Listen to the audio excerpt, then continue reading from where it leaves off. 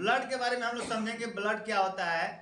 तो ब्लड हमारे शरीर का बहुत ही इम्पोर्टेंट मतलब चीज़ है, इसका बहुत ही अहम रोल है, क्योंकि ब्लड के द्वारा ही शरीर में पूरा ब्लड सर्कुलेशन की प्रक्रिया पूरा की जाती है। और ब्लड एक ट्रांसपोर्ट मीडिया का काम करता है जो हमारे शरीर में ऑक्सीजन कैरिंग कैपेसिटी में मदद करता है। यानी कि ब्लड अगर अच्छा तरीका से ब्लड शरीर में है तो ऑक्सीजन कैरिंग कैपेसिटी अच्छा होगा। ब्लड क्या करता है, शरीर से हार्ट से जो हार्ट और लंग्स में जो गैसियस एक्सचेंज होता है लंग्स के द्वारा, तो लंग्स से ऑक्सीजन को लेके शरीर के सारे सेल और टिश्यू तक पहुंचाने का काम जो करता है वह क्या करता है, तो ब्लड करता है। और ब्लड में क्या क्या पाया जाता है, तो ऑक्सीजन के साथ साथ न्यूट्रिएंट्स भी पाया जाता है जो हमारे शरीर के सारे सेल और ऊतकों टिश्यू को पोषण देता है। उसको हम लोग क्या कहते हैं, वह ब्लड का वह फंक्शन होता है। न्यूट्रिएंट्स को कैरी करने का, carbohydrate, minerals, vitamin, proteins, albumin, हाँ, और जितना भी वेस्ट प्रोडक्ट के रूप में केमिकल सब्सटेंस होते हैं उसको भी ट्रांसपोर्ट करता है और किडनी को ले जाकर देता है, और किडनी वहाँ से एक्सक्रीशन का काम करता है और एक्सक्रीट करने के बाद उसको वेस्ट प्रोडक्ट के रूप में बाहर निकालता है। इसलिए ब्लड का एक अहम रोल है। यदि हमारे शरीर में ब्लड की वैल्यू अच्छी है, ब्लड सर्कुलेशन में ब्लड का मतलब रेशियो अच्छा है, तो हमारा शरीर हेल्दी होगा। यदि ब्लड का वैल्यू जो है, आरबीसी काउंट, हीमोग्लोबिन का परसेंटेज कम है तो ऑक्सीजन कैरिंग कैपेसिटी भी कम होगा। तो ब्लड का एक इंपॉर्टेंट रोल है। ब्लड इज द क्या है, इसका डिफिनेशन हम कहेंगे, blood is a red connective tissue. Red connective tissue, लाल रक्त कोशिका है। और कनेक्टिव टिश्यू इसका नाम क्यों पड़ा है, क्योंकि यह एक दूसरे ऑर्गेन सिस्टम को कनेक्ट करता है। ब्लड ही है जो हार्ट के पास भी जाएगा, हार्ट के सारे ऑर्गन में भी सर्कुलेशन पहुंचाएगा। ब्लड ही है जो किडनी में भी जाएगा, स्प्लीन में भी जाएगा, लंग्स में भी जाएगा, बोन में भी जाएगा, स्किन में भी जाएगा, जितना भी वाइटल, ब्रेन में भी जाएगा, जितना भी ऑर्गेन्स है वह सारा को ब्लड ही पहुंचाएगा। इसलिए कनेक्ट करता है। तो कनेक्टिव टिश्यू इसका नाम इसलिए पड़ा है क्योंकि यह सारे सिस्टम को कनेक्ट किया, सारे ऑर्गन को कनेक्ट किया। तो ब्लड का एक अहम रोल है। तो अब हम समझेंगे कि ब्लड आखिर में ब्लड के कितने टाइप्स होते हैं, कितने प्रकार होते हैं, ब्लड कितने तरह का होता है। तो ब्लड को हम लोग दो भाग में बांटते हैं। एक भाग को क्या बोलते हैं, हम लोग बोलते हैं ब्लड सेल, और एक को बोलते हैं प्लाज्मा। तो प्लाज्मा ब्लड सेल जो होता है, तो ब्लड सेल में हमारा 45, जैसे मानते हैं कि हमारा जो ब्लड है शरीर में, जितना ब्लड है एक आदमी के शरीर में 4.5 से 5.5 लीटर ब्लड होता है। कितना ब्लड होता है, तो 4.5 से 5.5 लीटर ब्लड होता है। तो ब्लड को हम लोग दो भाग में बांट दिए। और ब्लड में क्या होता है, जो लिक्विड भाग है वह प्लाज्मा है। आप ब्लड को किसी भी ट्यूब में या किसी भी वैक्यूनेटर में रख दोगे, निकाल के 5 ml ब्लड निकाल के रखोगे, तो देखोगे कि थोड़ा देर बाद क्या होगा, इसका ब्लड सेल नीचे बढ़ जाएगा और ऊपर प्लाज्मा या सीरम उसका ऊपर रहेगा। तो इस तरह हम कह सकते हैं कि ब्लड में जो ब्लड हमारे शरीर में पाया जा रहा है उसका 45% भाग जो होता है ब्लड सेल होता है। ब्लड सेल 3 तरह के होते हैं, आरबीसी जिसका दूसरा नाम है रेड ब्लड सेल, इरिथ्रोसाइट भी उसको हम लोग बोलते हैं। दूसरा क्या होता है, डब्ल्यूबीसी व्हाइट ब्लड सेल, इसका दूसरा नाम ल्यूकोसाइट है। और तीसरा होता है प्लेटलेट्स जिसका तीसरा नाम है थ्रोम्बोसाइट है। तो यह ब्लड सेल जो हो गया 45% हो गया। अब दूसरा जो हम पार्ट इसका है वह प्लाज्मा होता है। और प्लाज्मा में क्या होता है, तो प्लाज्मा में भी 8% सॉलिड होता है और 92% वाटर होता है। प्लाज्मा में क्या होता है, जो 55 ब्लड का दो भाई, जैसे हमारा 2 भाई, एक ही हो गया एक हो गया, तो मानते हैं इसको 45% संपत्ति दे दिए, इसको 55% संपत्ति दे दिए। तो 45% वाला जो हो गया वह क्या हो गया, ब्लड सेल हो गया। इसमें आरबीसी, डब्ल्यूबीसी और प्लेटलेट्स है। और 55% जो प्लाज्मा है तो उसमें भी अब दूगो उसका बेटा, दूगो भाग, एक क्या हो गया वाटर और एक हो गया सॉलिड के रूप में जो पाया जाता है। तो वाटर के रूप में क्या पाया जाता है, तो 90% वाटर होता है।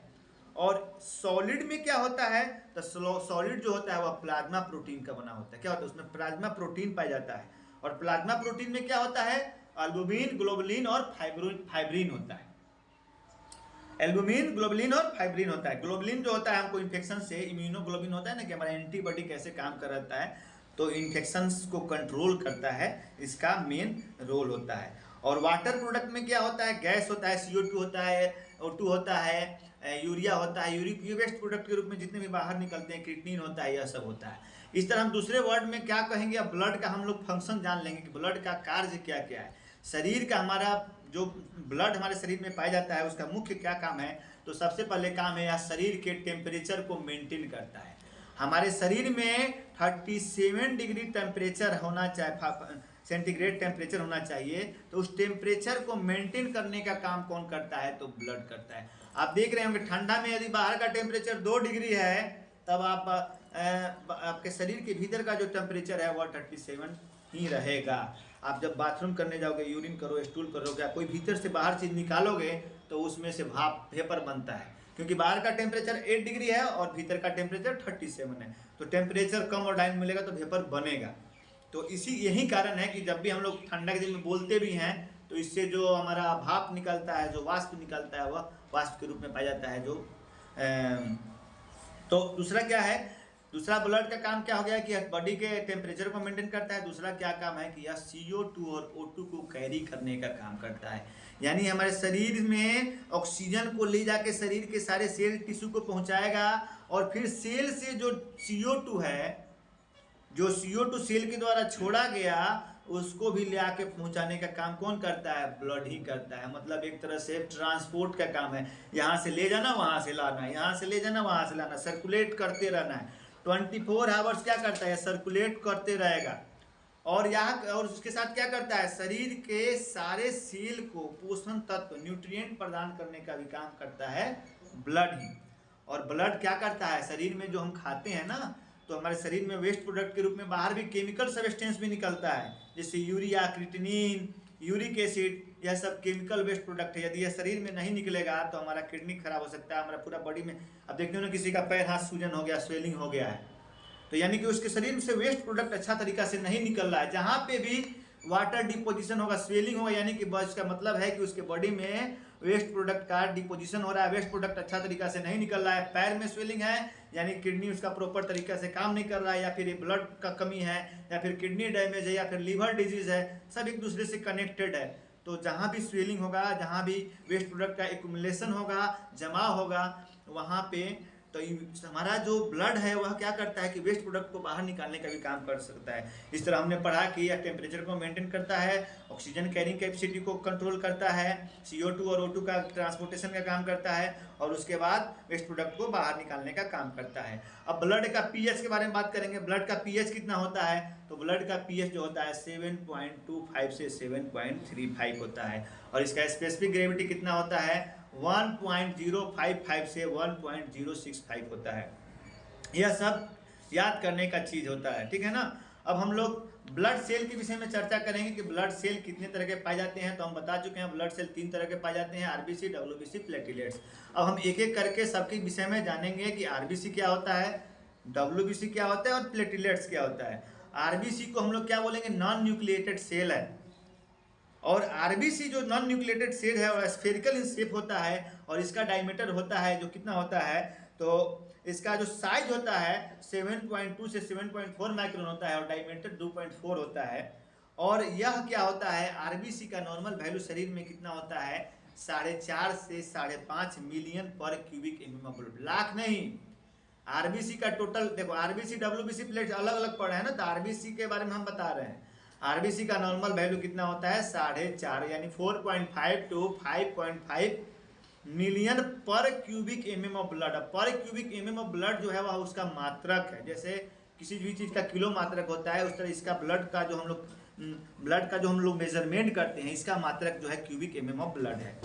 तो अब देखो, अब इसमें भी मेडिकल टर्मिनोलॉजी है कि RBC किसी का नॉर्मल से बढ़ गया उसको क्या बोलेंगे, और RBC घट गया उसको क्या बोलेंगे। तो RBC नॉर्मल काउंट 4.5 लाख से 5.5 लाख है, अब 5.5 लाख से 6.5 लाख, 7.5 लाख हो गया, तो this is condition is called erythrocytosis. क्या बोलेंगे इसको, एरिथ्रोसाइटोसिस। इसमें जो बढ़ेगा वहां पे क्या लग जाएगा, साइटोसिस, जहां पे कम होगा वहां पे पेनिया लग जाएगा। फिर पेनिया आया, ऐसे ब्रेडीपेनिया, ट्रैकीपेनिया पढ़ा, वैसे ही यहाँ पे आ गया एरिथ्रोपेनिया, यानी कि किसी का RBC काउंट यदि 4.5 लाख से कम हो गया तो दिस कंडीशन इज कॉल्ड एरिथ्रोपेनिया, और ज्यादा हो गया तो एरिथ्रोसाइटोसिस। अब आरबीसी का नॉर्मल वैल्यू समझ लिए, आरबीसी का पीएच समझ लिए, आरबीसी का स्पेसिफिक ग्रेविटी समझ लिए। अब आरबीसी का फंक्शन, अभी तो हम आपका ब्लड का फंक्शन बताए, अब हम लोग आरबीसी का फंक्शन बताएंगे। आरबीसी कहाँ बनता है, आरबीसी कैसे बनता है, आरबीसी का लाइफ साइकिल कितना दिन का होता है, यह सब हम लोग एक एक करके एक्सप्लेन करेंगे। तो आरबीसी का हम लोग वहीं फिर यहाँ पे आया, आरबीसी जो शरीर में पाया जाता है उसका काम ट्रांसपोर्ट मीडिया का है। यह क्या करता है कि बॉडी से ट्रांसपोर्टेशन का काम करता है, बॉडी टेम्परेचर को मेंटेन करता है, वेस्ट प्रोडक्ट को बाहर निकालता है, न्यूट्रिएंट्स हार्मोन्स का कैरी करता है और शरीर के सारे सेल को हार्मोन्स और न्यूट्रिएंट्स पहुंचाता है। एक्सिटी ऑर्गन्स जिसे मानते हैं CO2, urea, creatinine, uric acid, यह सबको डेड आरबीसी का लाइफ साइकिल 120 दिन होता है। तो जो आरबीसी डेड हो जाता है उसको भी बाहर निकालने का काम स्वेट से या फिर यूरिन से, स्वेट से, पसीना से भी। एक्सक्रीशन किस किस चीज़ से होता है, पसीना हो रहा है उसमें एक्सक्रीटरी ऑर्गन है, जितना भी हमारा यहाँ पे छिद्र है यह सब क्या है, यहाँ पे स्वेट ग्लैंड होता है जो एक्सक्रीटरी में काम होता है। पसीना आ रहा है वो उससे भी हमारा वेस्ट प्रोडक्ट के रूप में बाहर निकलता है। पैखाना, this is the waste product बाहर निकलने का, पैखाना से भी वेस्ट प्रोडक्ट बाहर निकलेगा। पेशाब है उससे भी वेस्ट प्रोडक्ट बाहर निकलेगा। यदि किसी को पसीना कम होने लगा, किसी का पेशाब कम बनने लगा, पेशाब किडनी वर्क नहीं करेगा तो पेशाब नहीं बनेगा, तो पूरा बॉडी में जो वाटर एक्सक्रीटरी जो एक्सक्रीशन होगा उसका सब डिपोजिशन होते जाएगा। तो यह सब ब्लड ही सब करता है, यह हीमोग्लोबिन को कैरी करता है। आरबीसी क्या करता है, आरबीसी अच्छा रहेगा तो हीमोग्लोबिन कैरिंग कैपेसिटी अच्छा होगा। यानी यदि मेरा 4.5 मिलियन से 5.5 मिलियन आरबीसी है तो हमारे बॉडी में ऑक्सीजन लेवल अच्छा होगा। ऑक्सीजन कैरिंग कैपेसिटी ब्लड में होता है, उसी को हीमोग्लोबिन बोलते हैं। यानी हमारे शरीर में ऑक्सीजन की कैरिंग कैपेसिटी कितना अच्छा है, अच्छा कैरिंग कैपेसिटी होगा तभी जाकर ब्लड आराम से सर्कुलेट होकर आते जाते रहेगा। अब किसी का आरबीसी कम हो जाएगा, हीमोग्लोबिन कम हो जाएगा तो उसका, अब जितना मानते हैं कि हम खाना खा के कोई काम कर रहे हैं तो खूब मोशन से खूब एनर्जी से करेंगे, और शाम तक काम करते करते थक गए, कुछ खाए पिए नहीं तो थोड़ा सा काम का स्पीड स्लो हो जाएगा। रात तक भी नहीं खाया लगातार काम करें तो और स्लो हो जाएगा। तो वैसे ही यदि हमारे शरीर में हीमोग्लोबिन कम होगा तो हमारा ऑक्सीजन कैरिंग कैपेसिटी कम हो जाएगा। उसके बाद क्या होता है कि जो वहाँ से ब्लड के विस्कोसिटी को भी यह रेगुलेट करता है। It regulates the viscosity of blood, it regulate the temperature of blood, it regulate the pH of blood, pH level को, it regulate the specific gravity of blood. यह आरबीसी के, और यह मेंटेन करता है एसिड और बेस बैलेंस जो होता है शरीर में, उसके मेंटेन करने का काम जो होता है आरबीसी करता है। अब एक तो ब्लड सेल के विषय में समझ गए, अब प्लाज्मा क्या होता है और प्लाज्मा का क्या क्या होता है। आरबीसी में हम बता रहे थे ना, ब्लड में बता रहे थे ना कि 2 तरह के सेल पाए जाते हैं। एक जो सॉलिड फॉर्म में होता है उसको ब्लड सेल बोलते हैं, जिसमें आरबीसी, डब्ल्यूबीसी, प्लेटलेट्स पाया जाता है, और प्लाज्मा होता है। तो प्लाज्मा क्या होता है, स्ट्रो, पुआल कलर का, स्ट्रो मतलब हल्का पीला, स्ट्रो कलर का सबस्टेंस है जो 50% होता है और 50% में 55% होता है, और उसमें 92% क्या है, वाटर है, और 8 से 9% सॉलिड है। ठीक है ना। तो प्लाज्मा एक ब्लड सेल का मेजर कंपोनेंट है जो क्या करता है कि यह इसमें, इसी में कार्बोहाइड्रेट, नाइट्रोजन, ग्लूकोज और एनीथिंग, विटामिन, मिनरल्स, प्रोटीन, यह सब होता है। कि ग्रेनुलोसाइट में 3 तरह के सेल पाए जाते हैं, न्यूट्रोफिल, स्नोफिल और बेसोफिल। और एक ग्रेनुलोसाइट में 2 तरह के सेल पाए जाते हैं, मोनोसाइट और लिम्फोसाइट। अब देखिए ग्रेनुलोसाइट में जो न्यूट्रोफिल सेल है उसका काम क्या है, वह क्या, उसका दूसरा नाम है फैगोसाइट सेल। यह क्या करता है, फैगोसाइटोसिस मतलब बैक्टीरिया को मारने का काम करता है। कोई भी बैक्टीरिया, वायरस आएगा शरीर में तो यह क्या करता है, फैगोसाइट कर लेगा, उसको इंगल्फ कर देगा, उसको खा जाएगा, उसको खाना स्टार्ट कर देगा। जब उसका संख्या ज़्यादा हो जाएगा, ये हार जाएगा, तभी सबसे पहले इसका संख्या बढ़ता है। इसलिए शरीर में कोई भी इंफेक्शन लगेगा तो सबसे पहले कौन बनेगा, न्यूट्रोफिल, क्योंकि न्यूट्रोफिल सारा बैक्टीरिया को खाता है, और जब ये हार जाएगा तभी बढ़ेगा। तो फैगोसाइटोसिस से काम है। और इसमें जो ग्रेन्यूल्स पाए जाते हैं न्यूट्रोफिल में, वो वायलेट कलर के ग्रेन्यूल्स होते हैं, और इसका डायमीटर होता है 10 से 12 माइक्रोन, 10 to 20 माइक्रोन्स होता है, और इसमें 3 से 5 लोब पाए जाते हैं। जो न्यूट्रोफिल का सेल होता है वो आपको फिर डायग्राम पे बताया जाएगा, बताया गया डायग्राम पे, डायग्राम देखिए, उसमें 3 से 5 सेल पाए जाएंगे, ग्रेन्यूल्स पाया जाएगा वायलेट कलर का। और स्नोफिल का काम क्या है, डिटॉक्सिकेशन करता है। या क्या करता है कि कोई भी टॉक्सिन सब्सटेंस आएगा तो उसको खत्म करने का काम करेंगे। जैसे toxin plus toxin is called detoxication, यानी जहर को जहर मारता है। पुराना समय में देखते थे ना, राम जी इधर से एगो तीर चलाए, रावण इधर से तीर चलाया, दोनों तीर आया, उसके बाद दोनों किया, उसका बड़ा। तो वैसे ही शरीर में कोई भी टॉक्सिन आएगा तो इधर से क्या करेगा, इधर से इस्नोफिल है और इसको रोकेगा, डीबी टॉक्सिन छोड़ेगा, दोनों टॉक्सिन बढ़ा। और नहीं कब बढ़ता है, जब कोई भी एलर्जिक इन्फेक्शन होगा तब इस्नोफिल काउंट बढ़ जाता है। बेसोफिल क्या करता है, कैरिंग हेपरिन, हेपरिन एक एंटीबॉडी होती है। अब देखो शरीर में जो ब्लड पाया जाता है वह थक्का नहीं जमता है, जो भीतर सर्कुलेट कर रहा है। अब बाहर का ब्लड क्या करता है, जैसे बाहर एटमॉस्फेयर में आएगा तो वह उस सब का दोनों का अलग अलग इतिहास है। तो हमारे शरीर में जो ब्लड क्लॉट नहीं हो रहा है उसके लिए हमारे शरीर में नेचुरल एंटीकोगुलेंट पाए जाते हैं। एंटीकोगुलेंट जो कोगुलेशन के खिलाफ काम करे, जो ब्लड को थक्का नहीं जमने दे। तो हमारे शरीर में नेचुरल एंटीकोगुलेंट पाया जाता है, उसका नाम क्या है, हेपरिन। क्या नाम है, हेपरिन। जब प्रेगनेंसी वगैरह में ब्लीडिंग डिसऑर्डर होता है तो डॉक्टर हेपरिन का सुई लिखता है, उसको किसी किसी लेडीज को लिखता है। तो हेपरिन का काम कौन करता है, तो बेसोफिल जो है कैरिंग हेपरिन का काम करता है। और यह पर्पल ब्लू कलर का सेल होता है और इसका 8 से 10 माइक्रोन साइज होता है। यानी कि हम लोग न्यूट्रोफिल का साइज होता है 10 से 12 माइक्रोन, बेसोफिल का साइज होता है 10 से 14 माइक्रोन, और इस्नोफिल का होता है 10 से 14 माइक्रोन और बेसोफिल का होता है 8 से 10। अब देखिए ग्रेनुलोसाइट में होता है मेमोनोसाइट। मेमोनोसाइट का फंक्शन है सेक्रिवेंजर्स का, मतलब साइटोप्लाज्म क्लियर होता है, इसका डायमीटर 14 से 18 माइक्रोन होता है। लिम्फोसाइट में एंटीबॉडीज प्रोड्यूस करता है, और यह इसमें दो तरह के लिम्फोसाइट पाए जाते हैं, लार्ज लिम्फोसाइट और स्मॉल लिम्फोसाइट। लार्ज लिम्फोसाइट 10 से 12 माइक्रोन होता है, स्मॉल लिम्फोसाइट 7 से 10 माइक्रोन होता है। और यह प्रोड्यूस एंटीबॉडी, इसका काम क्या है, एंटीबॉडी को प्रोड्यूस करना। लिम्फोसाइट अच्छा रहेगा तभी एंटीबॉडी प्रोड्यूस होगा, एंटीबॉडी प्रोड्यूस होगा तो हमारे बीमारी से इसकी रक्षा हो सकती है। अब हम यहाँ पे समझेंगे कि ल्यूकोसाइट क्या होता है। ल्यूकोसाइट समझ गए कि leucocyte is a white blood cell, और इसका नॉर्मल वैल्यू 4,000 से 10,000 होता है शरीर में। और जब ल्यूकोसाइट की मात्रा शरीर में 10,000 या 11,000 से ज़्यादा हो जाती है, उस बीमारी को हम लोग बोलते हैं ल्यूकोसाइटोसिस। और जब 4,000 से कम हो जाएगा उसको बोलेंगे ल्यूकोपेनिया। इरिथ्रोसाइट बढ़ जाएगा तो इरिथ्रोसाइटोसिस, घट जाएगा तो इरिथ्रोपेनिया। ल्यूकोसाइट बढ़ जाएगा तो ल्यूकोसाइटोसिस, घट जाएगा तो ल्यूकोपेनिया। और तीसरा प्लेटलेट्स का संख्या अगर शरीर में है, उसका दूसरा नाम क्या है, थ्रोम्बोसाइट। थ्रोम्बोसाइट का वैल्यू अगर नॉर्मल से बढ़ जाएगा तो थ्रोम्बोसाइटोसिस, और घट जाएगा तो थ्रोम्बोपेनिया। अब देखिए कि ल्यूकोसाइट जो बढ़ता है वह किस कारण से बढ़ता है, किस किस बीमारी में बढ़ता है, किस किस बीमारी में घटता है। अब हम देखिए ल्यूकोसाइट का 5 गो सेल बताया जो न्यूट्रोफिल होता है। न्यूट्रोफिल का नॉर्मल देखिए 100 सेल हम लोग काउंट करते हैं, और 100 सेल में हमारा कितना भाग हो गया न्यूट्रोफिल, तो 55 से 65 तक होता है न्यूट्रोफिल। यानी कि 100 सेल काउंट करेंगे ब्लड सेल, तो उसमें से 100 सेल में तो 65 सेल 60 सेल का स्थान कौन रख लिया, neutrophil.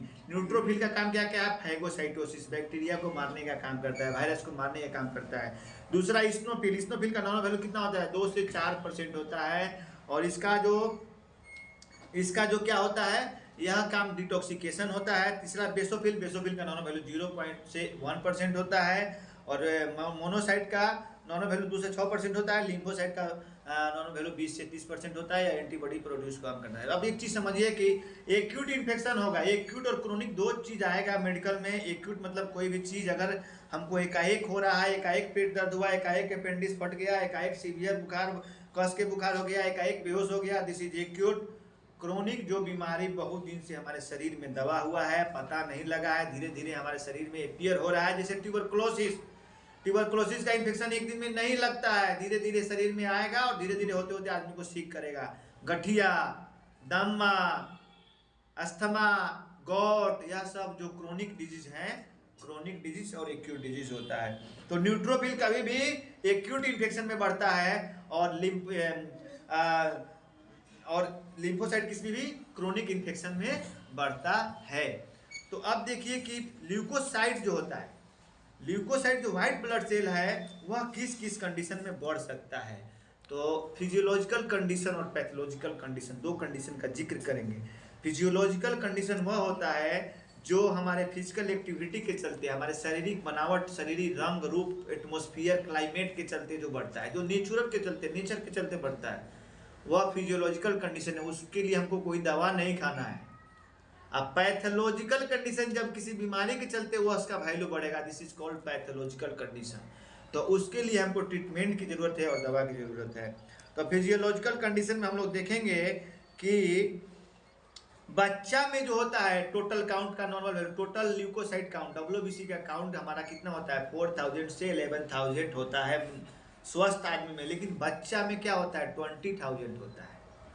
This is the physical condition, physiological condition. इसमें हमको दवा नहीं चलाना है। जैसे बच्चे में पल्स ज़्यादा होता है, यंग में कम होता है, बूढ़ा में और कम होता है। अब देखो सेक्स में मेल से फीमेल फिर इसमें ज़्यादा है, फीमेल का ल्यूकोसाइट काउंट से मेल का ल्यूकोसाइट काउंट ज़्यादा होगा। और देखो सवेरे के समय में ल्यूकोसाइट काउंट अलग आता है और आफ्टरनून के समय में ल्यूकोसाइट काउंट अलग होता है। सवेरे का अगर किसी को बोलता है जाओ सीबीसी खाली पेट कराओ, वह रिपोर्ट एक्यूरेट आता है। आफ्टरनून का रिपोर्ट घटा बढ़ा हो सकता है, खाना पे भी डिपेंड करता है, एक्सरसाइज पे भी डिपेंड करता है, धूप में खड़ा होने पे डिपेंड करता है। अब देखो कि स्लीप में पेशेंट सोया है उस समय लोगे तो उसका ल्यूकोसाइट काउंट डिक्रीज मिलेगा। एक्सरसाइज करके तुरंत दे दिया ब्लड तो उस समय ल्यूकोसाइट काउंट बढ़ा मिलेगा। प्रेगनेंसी के समय में बढ़ा रहेगा। कोई प्रेग्नेंट औरत है उसको 12,000-13,000 है तो उसमें दिमाग नहीं लगाना है। मेंस्ट्रुएशन के समय थोड़ा बढ़ा मिलेगा। पास्चुरेशन के समय दूध पिला रही है, अगर किसी बच्चा को दूध पिला रही है मदर, तो उस समय भी बढ़ा मिल सकता है ल्यूकोसाइट काउंट। तो यह हो गया फिजियोलॉजिकल कंडीशन। अब पैथोलॉजिकल कंडीशन, किस किस कंडीशन में डब्ल्यूबीसी बढ़ा रहता है। बहुत अहम रोल है डब्ल्यूबीसी का शरीर में। जो आरबीसी डब्ल्यूबीसी प्लेटलेट समझ गया, समझो कि आधा बीमारी को डायग्नोस करना हो जान गया। तो अब ल्यूकोसाइटोसिस कौन कौन बीमारी में होगा, तो कोई भी इन्फेक्शन, जैसे कोई भी बुखार हो गया, टाइफाइड मतलब पैरासाइटिक इन्फेक्शन नहीं, कोई भी बुखार हो गया, जैसे बैक्टीरियल या वायरल बुखार हुआ, जैसे इन्फ्लुएंजा हो गया, या कोई भी बैक्टीरिया कोई घाव के चलते या कोई ऊंड के चलते किसी भी के चलते अगर बुखार हो रहा है, तो इन्फेक्शन में जो होता है, इन्फेक्शन 5 चीज़ से बना हुआ है। जहाँ पे इन्फेक्शन रहेगा वहाँ पे क्या होगा, पेन होगा, क्या होगा, दर्द होगा। वहाँ का टेम्परेचर इंक्रीज कर जाएगा। जैसे मानते हैं हमको दांत में इन्फेक्शन लग गया, हाथ में इन्फेक्शन लग गया, तो यहाँ पे दर्द होगा, यहाँ पे इसका रेडनेस हो जाएगा, यहाँ का टेम्परेचर, बॉडी का टेम्परेचर मतलब कि तापमान बढ़ जाएगा, और उसके बाद क्या होगा, यहाँ पे सूजन हो जाएगा। यह सब इन्फेक्शन का मतलब होता है। तो कोई भी इन्फेक्शन में, एलर्जिक कंडीशन में, कॉमन कोल्ड में, टीबी में, इस सब में ल्यूकोसाइट बढ़ जाएगा। और पैरासाइटिक इन्फेक्शन में ल्यूकोसाइट डब्ल्यूबीसी घट जाएगा। अभी तो टोटल ल्यूकोसाइट काउंट की बात कर रहे थे। अब हमको न्यूट्रोफिल, जो उसका 2 तरह का सेल काउंट करते हैं हम लोग डब्ल्यूबीसी की, जो हम लोग काउंट करते हैं बीमारी का पता करने के लिए, तो 2 तरह का सेल काउंट करते हैं। एक सेल काउंट करते हैं हम लोग total leucocyte count. Total leucocyte count मतलब 4,000 से 11,000 होता है टोटल ल्यूकोसाइट काउंट। एक होता है differential leucocyte count. Differential leucocyte में 2 तरह के सेल पाए जाते हैं, ग्रेन्युलोसाइट और एग्रेन्युलोसाइट। ग्रेन्युलोसाइट में 3 तरह के सेल पाए जाते हैं, न्यूट्रोफिल, बेसोफिल और इस्नोफिल है। एक ग्रेन्युलोसाइट में 2 तरह के सेल पाए जाते हैं, मोनोसाइट और लिम्फोसाइट, ठीक है ना। तो न्यूट्रोफिल का नॉर्मल वैल्यू होता है 55 से 65, इस्नोफिल का 2 से 6%, बेसोफिल का 0 से 1%, और मोनोसाइट का 2 से 4%, लिम्फोसाइट का 25 से 30% होता है नॉर्मल। अब देखो किस किस बीमारी में न्यूट्रोफिल बढ़ेगा। टोटल काउंट के विषय में समझ गया किस किस बीमारी में बढ़ेगा। अब जानते न्यूट्रोफिल किस किस बीमारी के बारे में बढ़ेगा, किस किस बीमारी में घटेगा। अब देखो न्यूट्रोफिल का वैल्यू जो होता है वह 55 से 45 से 65, 45 से 65% होता है। तो यदि न्यूट्रोफिल की वैल्यू नॉर्मल से ज़्यादा हो जाए, अब किसी का 90 न्यूट्रोफिल हो जाए, 80 हो जाए, तो उस बीमारी को क्या बोलेंगे, न्यूट्रो इसमें साइटोसिस नहीं आएगा, इसमें आ जाएगा न्यूट्रोफिलिया। घट जाएगा उसको न्यूट्रोपेनिया। इसमें फिलिया और पेनिया हो गया। न्यूट्रोफिलिया यानी कि नॉर्मल काउंट बढ़ गया तो उसको न्यूट्रोफिलिया हो गया, और 30-20 हो गया तो न्यूट्रोपेनिया हो गया। अब न्यूट्रोफिलिया कब होता है, तो न्यूट्रोफिलिया जब होगा जब एक्यूट इन्फेक्शन, शरीर में कोई भी एक्यूट इन्फेक्शन होगा तो सबसे पहले क्या होगा, न्यूट्रोफिल बढ़ेगा। न्यूट्रोफिल का काम क्या है कि फैगोसाइटोसिस करता है, बैक्टीरिया को मारने का काम करता है, तो पहले यही बढ़ेगा एक्यूट इन्फेक्शन में। मेटाबॉलिक डिसऑर्डर में इंजेक्शन ऑफ फॉरेन प्रोटीन को इंजेक्शन करते समय में, वैक्सीनेशन में, पॉइजनिंग में, हाँ इंसेक्ट कोई सांप वगैरह काटा, इंसेक्ट पॉइजनिंग में, और एक्यूट माने एकाएक किसी को हेमरेज हो गया, किसी कारण से अगर एकाएक ब्लड का लॉस हो गया, तो इस कंडीशन में न्यूट्रोफिल बढ़ जाएगा। अब इस्नोफिलिया कब कब इंक्रीज होगा, तो इस्नोफिलिया का डिटॉक्सिकेशन काम है।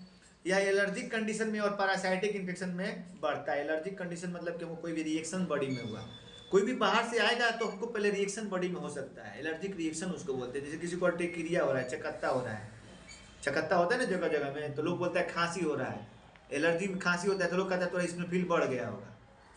तो वार्म इन्फेक्शन में भी स्नोफिल, किसी को अगर यहाँ पे रेड रेस होता है तो वार्म के चलते कीड़ा है पेट में, उसके चलते भी तुम्हारा स्नोफिल काउंट बढ़ा रहेगा। तो उसमें वहीं बेनोसाइड और कीड़ा वाला एल्बेंडाजोल, ये सब मेबेंडाजोल ये सब चलाते रहते हैं।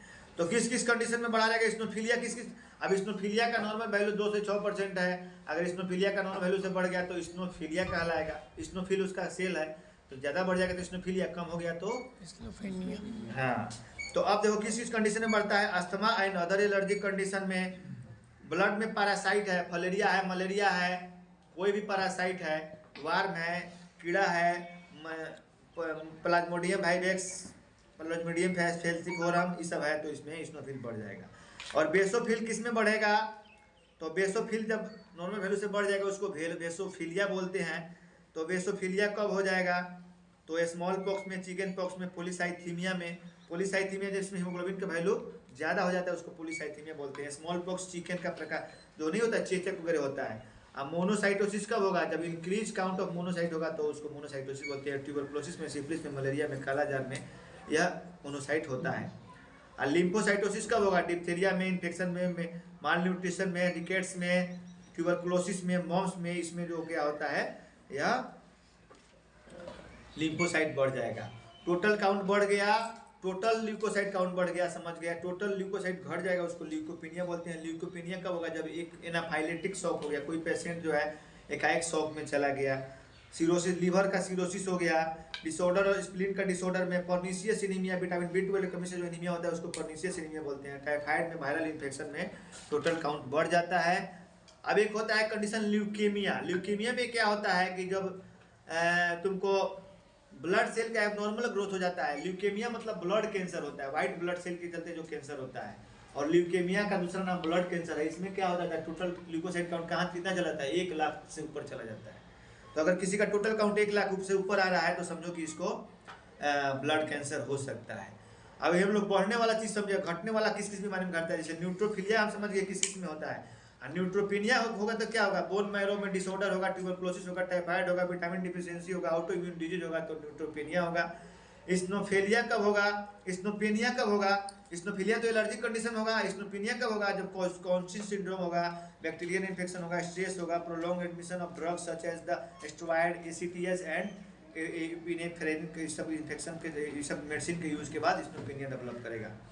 बेसोपेनिया कब होगा, जब अर्टिकेरिया चकत्ता होगा, स्ट्रेस होगा, प्रोलॉन्ग कीमोथेरेपी जिसको कैंसर का ट्रीटमेंट हो रहा है उसको होगा। मोनोसाइटोपेनिया कब होगा, prolong use of the prednisolone, कोई कार्टिसोन बाइसलोन का यूज जब ज़्यादा लंबे समय से होगा। एड्स वाले मरीज में, क्रोनिक लिम्फोइड ल्यूकेमिया है, ब्लड कैंसर का ही प्रकार है क्रोनिक लिम्फोइड ल्यूकेमिया, उसमें मोनोसाइटोपेनिया हो जाएगा। लिम्फोसाइटोपेनिया क्या होगा, लिम्फोसाइटोपेनिया जब लिम्फोसाइट की वैल्यू कम हो जाएगी, वो एड्स में, हॉडकिंस डिजीज में, माइल न्यूट्रिशन में, रेडिएशन थेरेपी में और स्टेरॉइड में, इस सब कंडीशन में होगा। तो आप ब्लड सेल का तीसरा सेल है, ब्लड सेल जो होता है आरबीसी, डब्ल्यूबीसी, प्लेटलेट्स, उसमें से तीसरा जो होता है प्लेटलेट्स बोलते हैं। प्लेटलेट्स का दूसरा नाम थ्रोम्बोसाइट है। और थ्रोम्बोसाइट का नॉर्मल वैल्यू हमारे शरीर में 1.5 मिलियन टू 4 लाख तक होता है। तो यदि किसी कारण से हमारे शरीर में जो प्लेटलेट्स पाया जा रहा है और इसकी संख्या यदि बढ़ जाएगी नॉर्मल से, उसको बोलेंगे थ्रोम्बोसाइटोपेनिया, थ्रोम्बोसाइटोसिस। और यदि घट जाएगी उसको बोलेंगे थ्रोम्बोसाइटोपेनिया। यानी कि जो 1.5 लाख से नीचे है उसको थ्रोम्बोसाइटोपेनिया, और 4 लाख से ऊपर गया उसको थ्रोम्बोसाइटोसिस बोलते हैं। तो प्लेटलेट्स का काम क्या है, प्लेटलेट्स का मेन काम जो है हमारे शरीर में क्या है कि क्लॉटिंग फैक्टर में मदद करता है, कोगुलेशन में मदद करता है। जैसे कहीं से भी हमारा अगर कोई भी कट हुआ तो वहाँ पे ऑटोमेटिक एकाएक करके वहाँ पे क्लॉट बनने लगता है, देख रहे हैं ना, क्लॉट बनने लगता है। जैसे फाइब्रिन नाम की एक झिल्ली बनती है जिससे वहाँ का ब्लडिंग रुक जाता है, जाली नुमा रचना बनती है। तो कोगुलेशन में इसका अहम रोल है। जिस भी मरीज को प्लेटलेट्स का कमी हो जाएगा उसका जितने भी कहीं से ब्लडिंग ऑटोमेटिक अपने आप से ब्लड का, जैसे डेंगू फीवर में क्या होता है, प्लेटलेट्स जब 40,000 30,000 से नीचे आता है तो बहुत सारे पार्ट से, जैसे कान से, नाक से, इंटेस्टाइन से, रेक्टम से ब्लीडिंग होने लगते हैं। ब्लड मतलब क्लॉट नहीं हो पाता है, ब्लड डायरेक्ट हो जाता है। तो इसका अहम रोल है शरीर में। और यह डिजीज के कंडीशन में ही जब घटता है, जब इसका वैल्यू कम होता है तो यह सब रिपेयर होता है। दूसरा एक चीज़ हम बताएंगे कि WBC का जो लाइफ साइकिल होता है 2 से 4 दिन का होता है। RBC का लाइफ साइकिल 120 दिन का होता है, लेकिन WBC का जो लाइफ साइकिल होता है 2 से 4 दिन होता है। जिसमें न्यूट्रोफिल की बात करें तो न्यूट्रोफिल का जो होता है 7 से 20 दिन इसका लाइफ साइकिल होता है, और बनने में इसको 4 से 7 दिन लगता है। बेसोफिल का जो लाइफ साइकिल होता है 60 से 70 घंटा होता है, और स्नोफिल का लाइफ साइकिल 8 घंटा होता है। लिम्फोसाइट का लाइफ साइकिल, लिम्फोसाइट में 2 तरह के सेल पाए जाते हैं, बी लिम्फोसाइट और टी लिम्फोसाइट, जो हमारे एंटीबॉडी इम्यूनिटी को स्ट्रॉन्ग करने में मदद करते हैं। इस तरह हमने ब्लड सेल के विषय में समझा। ब्लड के द्वारा ही हम ब्लड के प्लाज्मा से, सीरम से, ब्लड से सारा हीमेटोलॉजिकल एग्जामिनेशन कर सकते हैं। सारा हीमेटोलॉजिकल टेस्ट जो है हम एक ब्लड से कर सकते हैं। ब्लड में क्योंकि सारा चीज़ पाया जाता है, ब्लड से हम कैल्शियम का पता लगा सकते हैं, ब्लड से शुगर का पता लगा सकते हैं, ब्लड से creatinine, urea, total cholesterol, lipids के जितने भी टेस्ट होते हैं, यहाँ तक कि वायरल इन्फेक्शंस, जो भी बैक्टीरिया या वायरस हमारे शरीर में मूव कर रहे हैं, उनका भी पता हम ब्लड टेस्ट से पता लगा सकते हैं। ब्लड के द्वारा malaria, typhoid, dengue, AIDS, hepatitis B, urea, creatinine, sodium, potassium, electrolyte balance, thyroid, hormonal test, सारा चीज़ का हम लोग पता ब्लड से ले सकते हैं। इसलिए ब्लड के विषय में जानना समझना बहुत जरूरी है। यदि किसी को ब्लड में इन्फेक्शन हो जाता है, उस बीमारी को हम लोग बोलते हैं septicaemia. Septicaemia is the condition when the blood is infection of blood is called septicaemia. तो सेप्टिसीमिया के विषय में जानना जरूरी है। टोटल इरिथ्रोसाइटोसिस के विषय में जानना जरूरी है। इरिथ्रोपिनिया के विषय में जानना जरूरी है। आरबीसी का नॉर्मल वैल्यू, आरबीसी का लाइफ साइकिल जानना जरूरी है। डब्ल्यूबीसी का नॉर्मल वैल्यू, डब्ल्यूबीसी बढ़ जाएगा तो ल्यूकोसाइटोसिस, ल्यूकोपेनिया के विषय में जानना जरूरी है। न्यूट्रोफिलिया के विषय में जानना जरूरी है। किस किस डिजीज में न्यूट्रोफिलिया होता है, किस डिजीज में लिम्फोसाइटोसिस होता है, किस डिजीज में स्नोफिलिया बढ़ता है। यह सब हम देखकर बहुत सारे डिजीज का पता लगा सकते हैं। इसलिए इसका प्रॉपर नॉलेज होना चाहिए और इसका जानकारी होना चाहिए, ताकि हम लोग अपना और पेशेंट के बीमारी और डायग्नोसिस में मदद कर सके, ब्लड के फंक्शन को जान सके।